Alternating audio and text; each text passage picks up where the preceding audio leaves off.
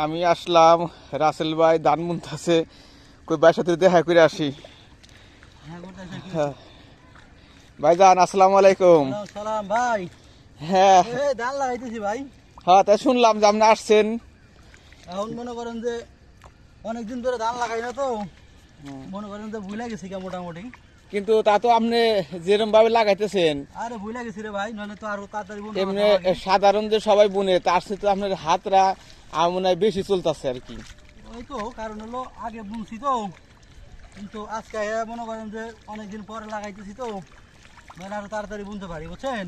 তাতে আপনি আনুমানিক সারাদিনে কত শতাংশ লাগাতে পারবেন? আগে লাগাইছি ভাই 30-35, এখন তো 30-35%। হ্যাঁ।